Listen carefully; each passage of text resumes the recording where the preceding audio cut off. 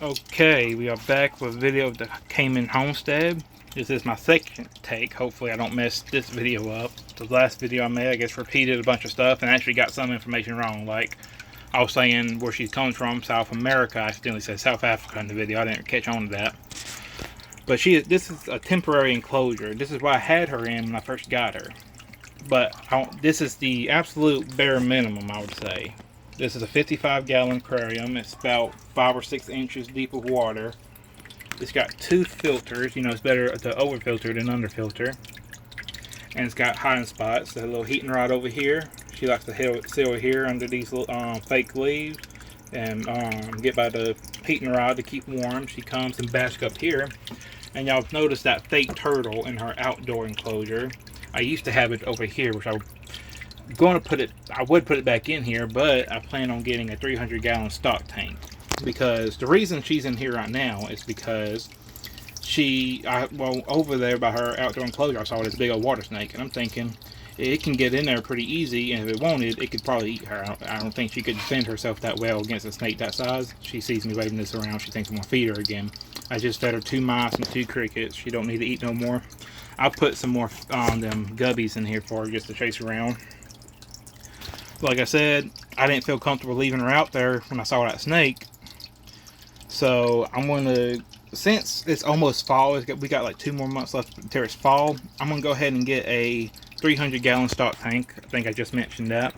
And we'll put it in here. And that's going to be where she stays in the winter time. Because in South America, where she is from, that continent, I'm not sure the actual country, but I do know where she comes from. It's not cold like it is here in the United States in the winter time. She was not used to those cold temperatures, so she would probably get sick and maybe even die outside during the winter time. She's just not built. It's not like the American alligators we have around here, who can go into a little brumation or hibernation, or can just stay in the cold. She's not like that. She's not built for it, so she needs to be inside during winter time. But the outdoor enclosure is not finished. I think I mentioned before. I'm going to next summer hopefully finish it, and I'm going to make it winter proof so she can stay outside. It's going to be kind of insulated in, and I'm going to have some heating elements in there to help keep her warm on the land area and plus in the water. So hopefully next summer I get that done. She, like I said, she can stay out there all year long if she wants to come back to a smaller enclosure after enjoying the big enclosure. But I could go ahead and snake proof the outdoor enclosure, but like I said, one, if I put a mesh like that on there, it would block some of the sun out, the UV, and it's already close to fall. I might as well just go ahead and get the 300-gallon stock tank ready. And I'll do a video of that when I get it. But back to this enclosure, like I said, I'm just going to give y'all some tips for anyone who plans on getting a dwarf Caiman. One, do as much research as you can. If you can do some volunteer work, do it, because I've seen so much stuff of people getting them, then they get bigger. Even though these are the smallest species, they still get pretty big, and people get rid of them because they wasn't prepared. They didn't do the research. They just wasn't ready. But this, I would say, at least 100-gallon aquarium, though 50 is like the bare minimum. Bigger doesn't necessarily mean better, which I had her in here because, like I said, I was going to get the outdoor enclosure ready. So this is why I was okay with using this as a temporary enclosure, which I say it's the bare minimum. And like I said just a minute ago, bigger doesn't mean better. Like, I've seen people who, on the internet, who put them babies like this in big enclosures and they stress out and die because it's too big. You gotta think, one, sometimes they just don't put enough hiding spots. They need hiding spots. They like to hide. Even in the big outdoor enclosure, she likes to hide. Here, in this enclosure, she was in here for a couple months, she liked to hide. But we gotta think, what do they have in the wild that they don't have in captivity? Their moms. Crocodilians, the moms are very protective of their babies. And in the wild, everything wants to eat them. So you gotta think, they don't have that added protection. So when you put them in a big enclosure without hiding spots and they don't have their mom for protection, they're constantly stressed out. And stress is the #1 killer of crocodilians in captivity. That's, you know, I've seen people who don't know what they're talking about just crap on people who have their babies like these in smaller enclosures, thinking, oh, you don't know what you're doing. No, there's a reason for it. Bigger does not mean better.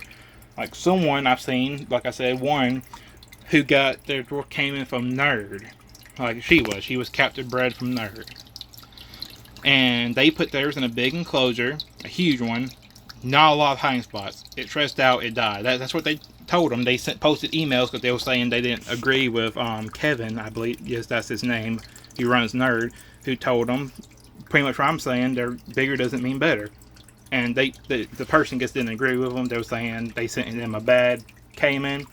Chances are, but Kevin, I believe, was right. I seen they posted a picture of their enclosure. It was big, didn't have a lot of hiding spots, and it died.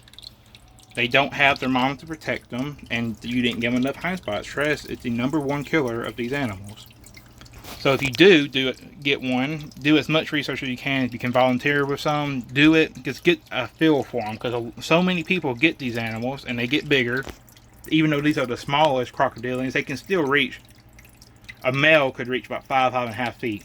On average, from what I've seen, people who own them, like a female, like her, on average, when they're adults, 3.5 to 4 feet, maybe a little bigger. The smallest I've seen was a female was 8 years old, and she was 3 feet and 2 inches. So people would tell you bigger, but on average, from what I've seen, that's average. Males get about between 4 feet to 5 feet. I believe the biggest ever recorded was, I believe, 6'9". So they can still get bigger. It's not likely. She's going to go high. She's tired of me talking. She knows I'm not going to feed her. They can still get pretty big. So do as much research as you can, and don't get one if you don't believe you can accommodate it in its adult life.